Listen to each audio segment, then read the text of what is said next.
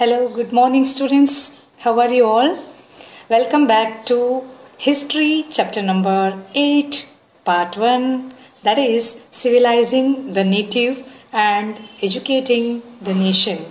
So, the concept only says civilizing the native people. Who are native people? Indians. So, what you are going to do? You are going to civilize them. What is the meaning of civilize? So you are making them more cultured. Okay. Or I can use the word in Hindi as sabhyata or sabhya nagarik banao unko.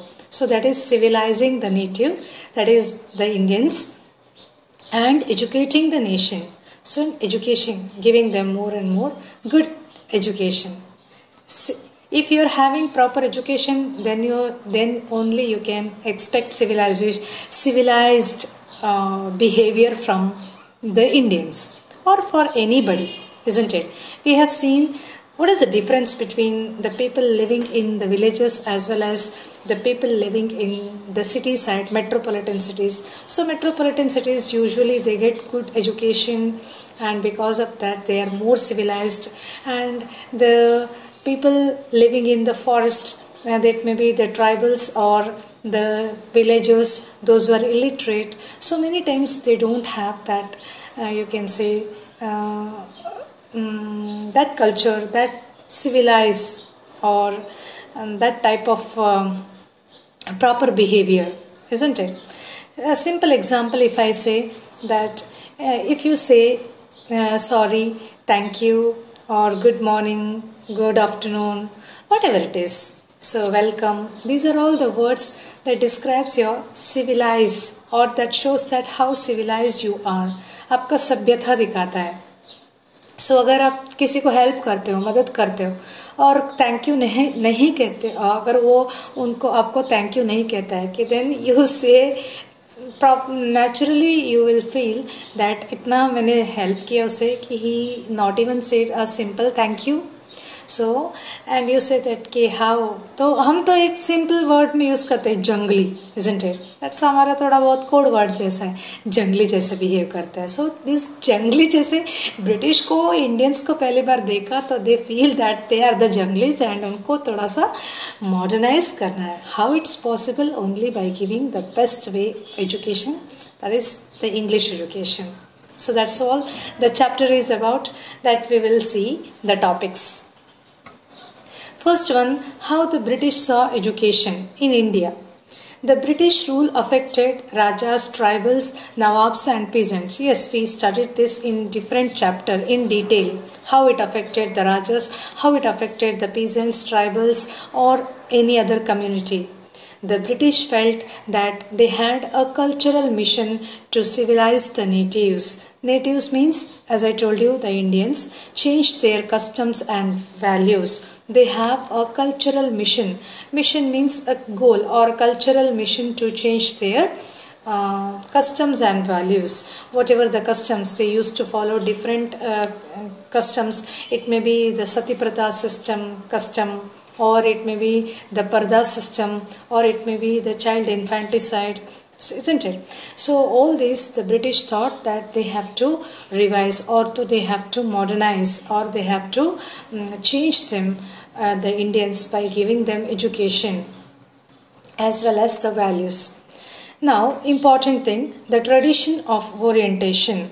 So the particular word orientation, or orientalist or the oriental, that means that the studying of the Eastern languages by the Western country people.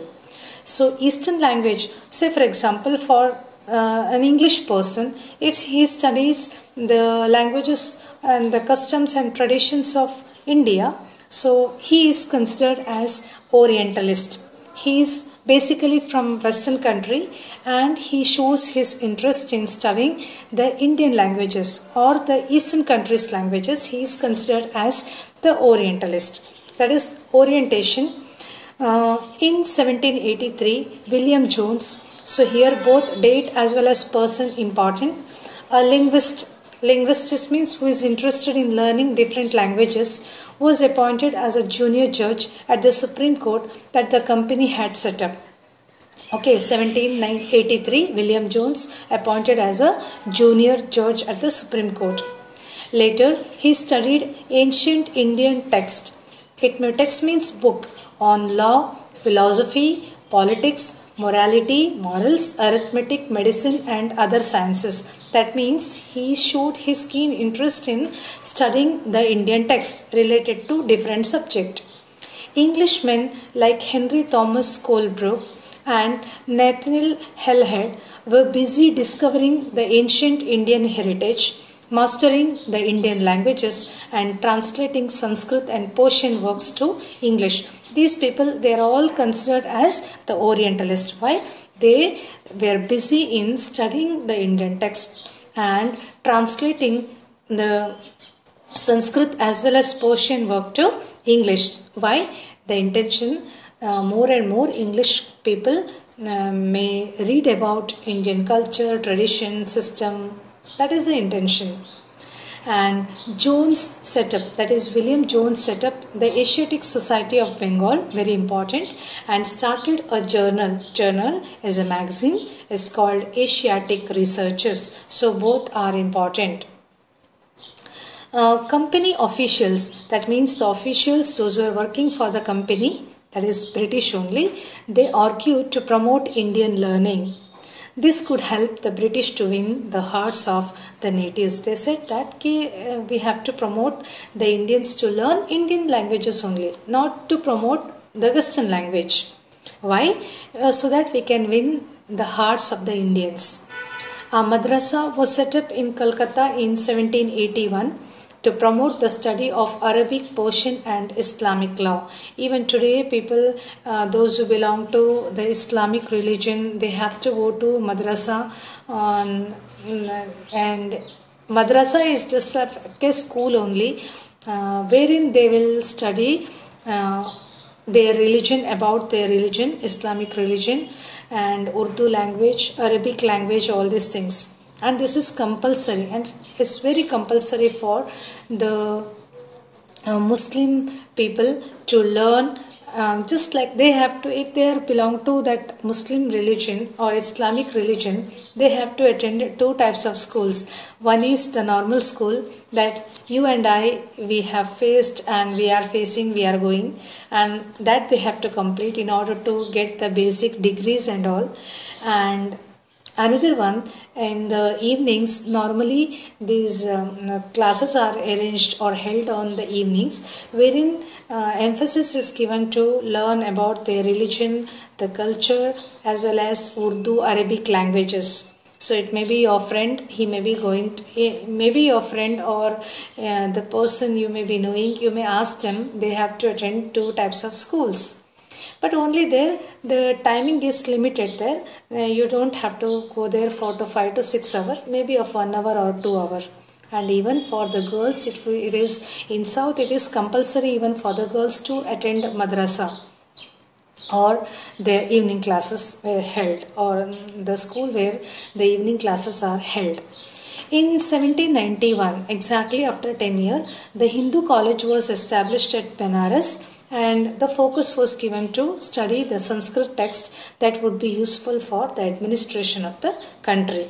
There were some who criticized this attempt. Let's see. Orientalists, who are called Orientalists, as I told you earlier, the study of the Eastern by the Western people. So, Eastern means India, there's Sri Lanka or Malaysia or Singapore. All these are the Eastern countries for the Western people. So, Orientalist version of learning was deeply criticized by British officials like James Mill. He said that why to give emphasis on studying the Indian languages? Why not the British languages, or why not the British education? That was his argument. Sorry. He stressed that the aim of education ought to be teaching what was useful and practical. He said, why emphasis must be given to reading or learning the ancient text, Sanskrit text. Why not? We can concentrate on giving importance on the things which are practical as well as useful. Indians, according to him, Indians should be made familiar with the scientific and technological advancement. So he says that basically emphasis must be given for the study of science as well as technology. Technology में आजकल आता है, engineering आ जाता है, technology में आ जाता है. Okay, science में तो है ही है, मेडिसिन है, सो और रिसर्च आता है. So many things are there associated with science. So say that कि instead of focusing them on studying the ancient text and all, give them practical knowledge which will be helpful them in their future. And they needed to be civilized. So Indians need to be civilized. उनको सभ्य लोग जैसा भी बनाना है.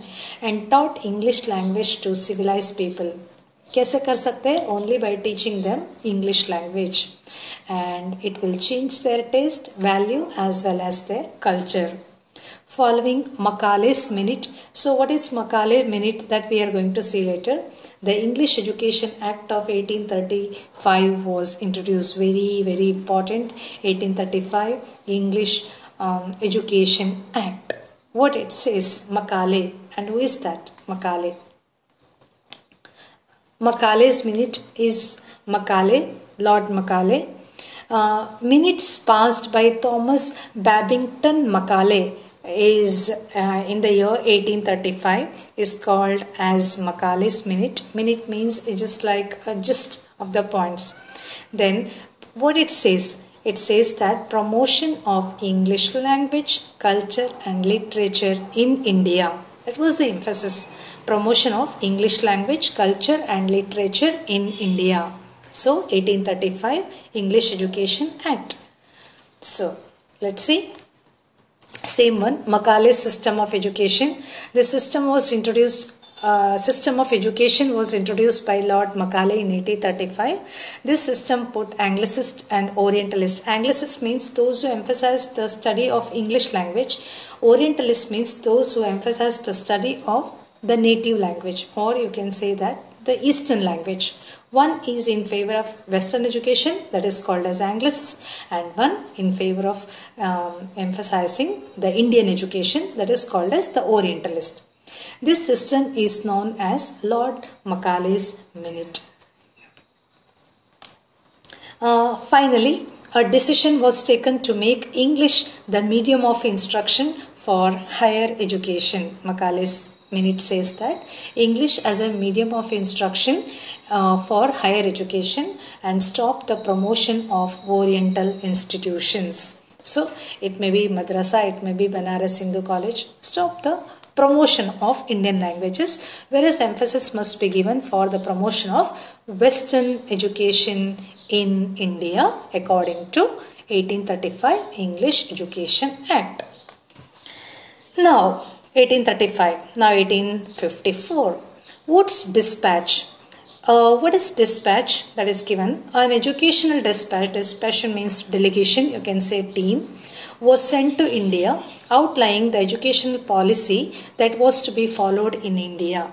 So, Wood's Dispatch 1854, now National Education Policy, now recent 2020. It emphasized the political benefits of the system of European learning that was economic in nature. So it says that what is the importance, political benefit, राजकीय में क्या उसका benefit हो सकता है if we emphasize on learning, the European learning. Introducing the European ways to the Indians would create a demand for British good. If we educate the Indians and if we make them to understand, to follow the culture, or maybe introducing them the British taste, what will happen? Slowly they will also adapt that in their life. What we are doing now, we are now more familiar. हमें रोटी सब्जी नहीं अभी इतना पसंद नहीं है. We don't prefer.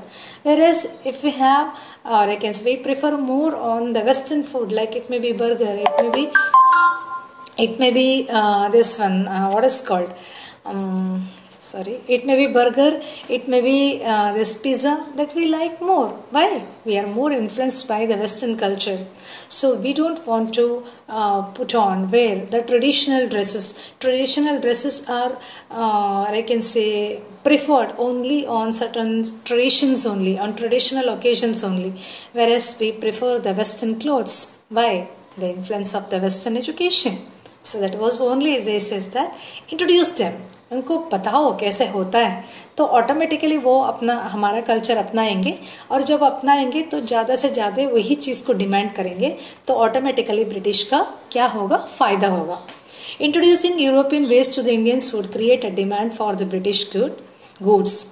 It was argued that European learning would improve the moral character of the Indians and make them truthful and honest, and thus supply the company the civil servants. Who are the civil servants? They are the educating Indians or the allied people. So they are working in for the British in India.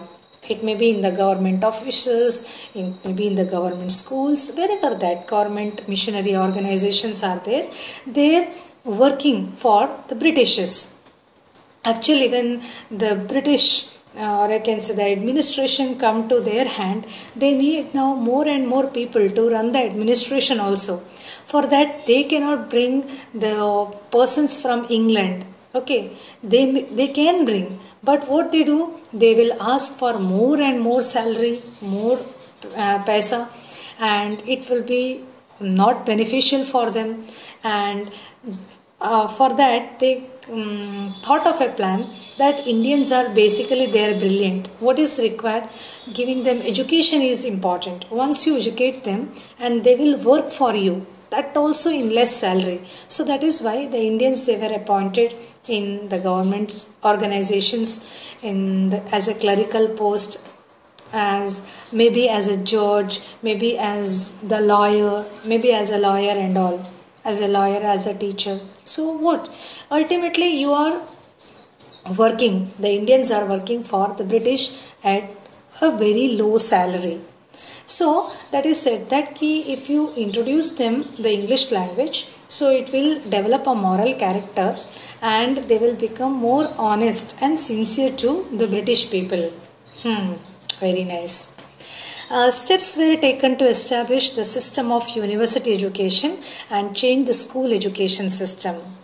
Now we'll see the Woods Dispatch, that the highlight of the Woods Dispatch of 1854. Sir Charles Wood made a recommendation on education in India in 1854, and the document carrying the recommendation is known as Woods Dispatch. Woods Dispatch is also referred to as Magna Carta of English education in India, and also cornerstone of Indian education. What it says? It also says, okay, so regarding this and the more about this chapter, we'll see in we have to wait for part 2. And in the meantime, keep watching, keep studying, and stay home, stay safe, enjoy working, or I can say studying from home. Okay, thank you, bye bye, and take care of yourself. See you in the next class.